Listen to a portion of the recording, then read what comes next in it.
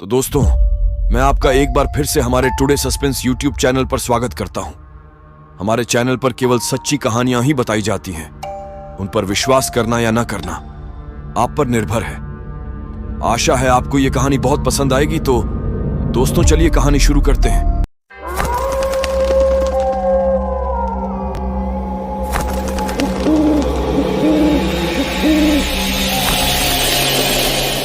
Shri Tom का घर, बड़ी इमारत, एक मंजिल, 2 मंजिल, 3 मंजिल, कितने कमरे मैं नहीं कह सकता। धीरे धीरे हम एक बड़े कमरे में चले गए। फर्श पर घनी धूल थी। अचानक मुझे अपने ठीक सामने एक पदचिह्न दिखाई दिया, बच्चे के पैरों के निशान। इससे पहले आसपास कोई अन्य स्थान नहीं है, बस वही एक जगह। मैं आगे बढ़ा और उस पदचिह्न पर अपना पैर रख दिया। तभी मेरे सामने एक और पैर का निशान पड़ा। मैंने अपने साथी नौकर की पीठ थपथपाई। उसने भी मुझे चूमा। हम जितना अधिक इस तरह आगे बढ़ते हैं, उतने ही अधिक बच्चे के पैरों के निशान धूल पर अंकित होते जाते हैं। केवल एक पदचिह्न, 2 पैरों पर जख्म नहीं है। जब मैं कमरे के दूसरे छोर पर दीवार के पास पहुंचा तो दाग गायब हो गया था। घर से निकलने के बाद हम दूसरे घरों में जाने लगे। धीरे धीरे मैं एक बड़े कमरे में जाकर बैठ गया। यह रात थी। नौकर ने दीपक जलाकर मेरे सामने मेज पर रख दिया। अचानक कमरे के दूसरी ओर से एक आकृति हवा में तैरती हुई ठीक मेरे सामने आ गई। मैंने कहा, वाह, एक। धीरे धीरे मैंने देखा कि उस चौकी पर क्या बैठा था, मानव आकृति, लेकिन उनका शरीर अत्यंत तरल धुएं से बना है। फिर हम घर से निकलकर दूसरी मंजिल पर चले गए। मेरा शयन कक्ष इसी मंजिल पर है, निर्दिष्ट किया गया था। लेकिन अभी सोने का समय नहीं हुआ है, इसलिए मैंने इस मंजिल पर अन्य कमरों में जाना शुरू कर दिया। मेरा साथी एक छोटे से कमरे में आया और बोला, क्या हुआ? इस कमरे में दरवाजा क्यों बंद है? मैंने अभी अभी चाबी खोली है और अलमारी खोली है। मैं आश्चर्य से दरवाजे की ओर देख रहा था। क्या आश्चर्य! दरवाजा धीरे से खुला। हम कमरे में दाखिल हुए। कमरे में धीरे धीरे एक प्रकार की अमानवीय गंध भर गई। हृदय एक प्रकार के शारीरिक भय में डूबने लगा। मैं डर का वर्णन नहीं कर सकता। हमें ऐसा लग रहा था कि उस कमरे में कुछ ऐसा था जो नए जीवन के लिए प्रतिकूल था। कयामत! अचानक कमरे का दरवाजा बंद हो गया। उस कमरे में कोई खिड़की और दूसरा दरवाजा नहीं था। पहले तो दोनों ने दरवाजा खींचने की कोशिश की, लेकिन खुल नहीं सके।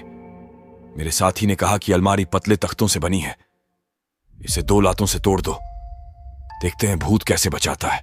2 लात नहीं, 1000 लात भी नहीं, उसने अलमारी नहीं तोड़ी। मैंने बहुत कोशिश की, लेकिन मैं उस नाजुक अलमारी को नहीं तोड़ सका। हम शांत हुए और पीछे हट गए। तभी जोर से हंसी आ गई। तुमने धीरे से दरवाजा खोला। मैं जल्दी से उस भयानक कमरे से बाहर निकल आया। उस कमरे से निकलकर हम बालकनी पर खड़े हो गए। एक तरफ एक चमत्कारी नीली रोशनी चमक रही थी। हमने यह देखने के लिए उसका पीछा किया कि कौन सी रोशनी और कहां जा रही है। सीढ़ियों के पास हमारे सामने रोशनी आने लगी। मैं तंबू के ऊपर चढ़ गया और एक सामान्य शयन कक्ष में प्रवेश किया। इस घर में जो बुढ़िया अकेली रहती थी, यह घर उसका है, ऐसा हम कमरे के अंदर एक दराज थी। मैंने उसे खोलकर देखा तो उसके अंदर एक रेशमी रुमाल और 2 खत थे। मैं दूसरी मंजिल पर जाने के लिए सीढ़ियां उतरने लगा। ऐसा लग रहा था मानो कोई बार बार मेरे पास आकर पत्र को काटने की कोशिश कर रहा हो। मैंने जोर से मुक्का मारकर उसकी कोशिश को नाकाम कर दिया। मैंने किया। अपने शयन कक्ष में पहुंचकर मैंने सबसे पहले घड़ी और पिस्तौल मेज पर रखी। मैंने नौकर को पास के एक छोटे से कमरे में सोने के लिए कहा। बीच का दरवाजा खुला है। मैंने तुरंत वह पत्र पढ़ना शुरू कर दिया जो मैं ऊपर से लाया था। 50 साल पहले एक आदमी ने अपनी प्रेयसी को 2 पत्र लिखे थे, लेकिन दोनों में धाम का नाम नहीं था। इसमें भयावहता की झलक थी। यह ऐसा है जैसे किसने किसको मारा। पत्र 2 बार पढ़ने के बाद मैं बेंच पर बैठ गया। कमरे में 2 बड़े दीपक जल रहे थे। शीतकाल मुख्य देश है। जिस स्थान पर घर में आग जलाई गई थी, वहां आग जल रही थी। अचानक मेरी घड़ी मेज से दूर जाने लगी। मैं तेजी से पिस्तौल हाथ में लेकर उसे पकड़ने के लिए दौड़ा, लेकिन घड़ी कहीं गायब हो गई और मैं उसे नहीं देख सका। नौकर तुरंत अपने कमरे से भागा। आंखें बैंगनी हैं, मानो वे अपनी जेब से बाहर गिर रही हों। उसका पूरा शरीर रोमांचित हो गया। सिर पर बाल खड़े हो गए। बोला, हुजूर, भागो भागो, यदि तुम इस स्थान पर आधा दिन भी रहोगे तो मर जाओगे। बाप रे! धारिल रे। ऐसे चिल्लाते हुए वह मेरे कमरे से बाहर आया और तेजी से सीढ़ियां उतरने लगा।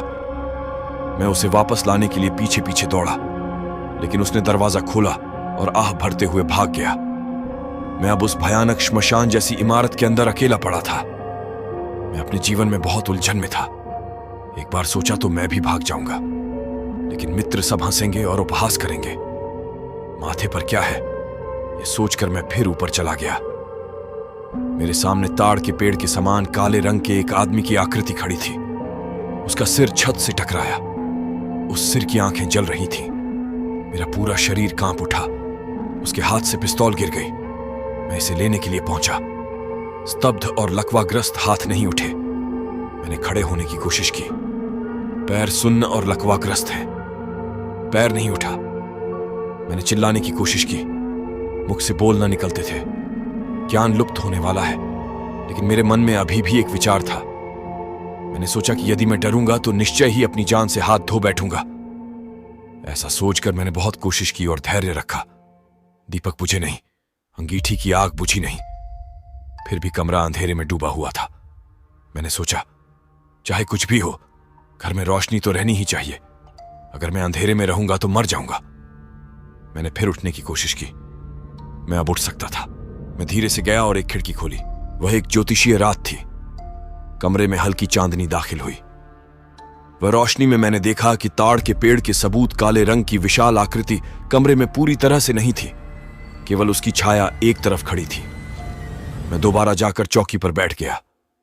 पीली, हरी, लाल विभिन्न रंगों की गोलाकार रोशनियां तुरंत कमरे के चारों ओर घूमने लगीं।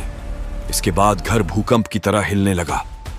जिस चौकी पर मैंने 2 चिट्ठियां रखी थीं, उसके नीचे से एक औरत का हाथ बिल्कुल किसी जीवित इंसान के मांस और खून की तरह निकला। मैं झट से जाकर उस हाथ को पकड़ लिया।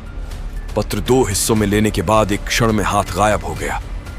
कभी कभी कोई मेरा गला दबाकर मुझे मारने की कोशिश करता था।